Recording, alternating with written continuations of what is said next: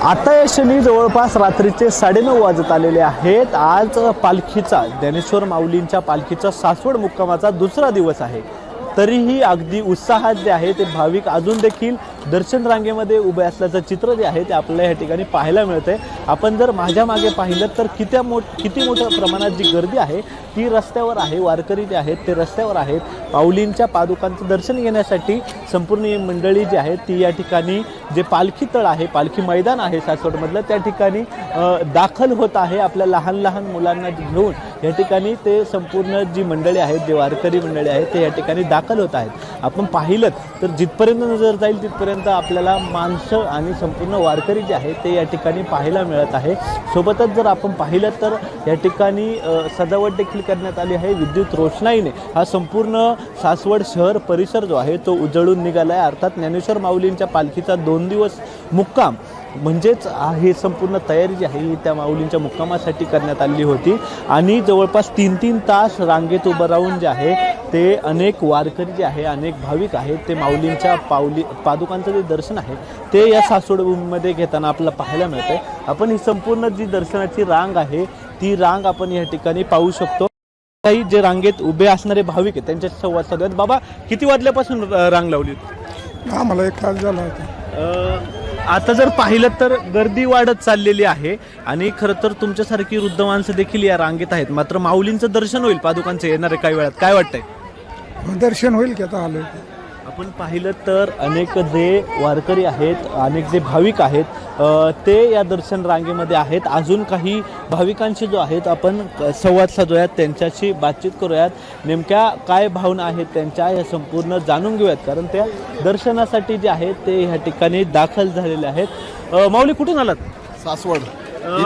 किती वेळ झाला? 2 तास झाले। 2 तास। काय वाटतंय, काय भावना आहेत? माऊलींचं दर्शन होणार आहे, पादुकांचं दर्शन होईल म्हणून थांबलोय आम्ही, एवढ्या 2 तास झालं वेट करत आहे। या ठिकाणी खरं तर तुम्ही पण सासवडच्यात, खरं तर वारकरी जे आहेत ते कात्रजवरून आलात। एकंदर किती वेळापासून साधारण उभे? 2 तास झाले ना। काय वाटतंय, माऊलींचं दर्शन होणार ना? आपण पुण्यात खरं तर राहतो, हे आपलं सौभाग्य। अनेक जे वारकरी जे आहेत ते महाराष्ट्रातील वेगवेगळ्या कानाकोपऱ्यातून या ठिकाणी येतात आणि आपल्याला माऊलींचं इतक्या सहजरित्या सासवड भूमीमध्ये दर्शन होते, त्याबद्दल काय? चांगलं वाटतं, आपण माऊलीचे दर्शन घेऊ शकतो वगैरे। लोक बाहेरनं येतात। ज्यावेळी पुण्यात पालखी सोहळा होता भवानी पेठेत, तिथं दर्शन वगैरे झालं? तिथं झालं ना, तिथं पण झालं। तिथं दर्शन घेऊन आता तिथं तुकाराम महाराजांचं घेतले, तिथं गर्दी होती त्याच्यामुळे इथं परत माऊलींचं घ्यायला आलो। खरं तर अनेक तरुण जे आहेत तुझ्यासारखे ते या वारीमध्ये, त्या तरुणांचा सहभाग जो आहे तो मोठ्या संख्येने आपल्याला पाहायला मिळत, त्याबद्दल काय वाटतं? नाही, चांगलं वाटतं, तरुण पिढी आहे तिथे आता वारीमध्ये वगैरे, चांगलं वाटतं त्यामुळे। माऊली, काय सांगाल, लहान मुलांना घेऊन तुम्ही वारीत सहभागी झाला? कितीही उशीर झाला, कितीही पाय दुखले तरी दर्शन घेऊनच जाणार। काय इतकं प्रेम माऊलींप्रती, काय इतक्या भावना, नक्की काय? सौभाग्य की ते आपल्या पुण्यातच आहेत नशिबाने, त्याच्यामुळे दर्शन घेतल्याशिवाय जायचं नाही। तू किती वेळ झाली उभी आहेस? किती वेळ झाली उभी आहेस? दुपारपासून कशासाठी थांबली आहेस? माऊलींचं दर्शन घेण्यासाठी। तू किती वेळ झाली उभी आहेस? 2 तास। तुझी ड्रेपरी कोणी केली? तुला एवढं आवरून कोणी आणलं इथे? अच्छा, आज तू काय वाटतंय, आज तू वारकरी बनली आहेस आणि दिंडीत आली आहे, त्याबद्दल काय वाटतंय तुला? छान वाटतंय। आता माऊलींचं दर्शन पण होईल तुला आता अर्धा तासामध्ये, तर काय मागणार आहे तू बाप्पाकडे, माऊलींकडे?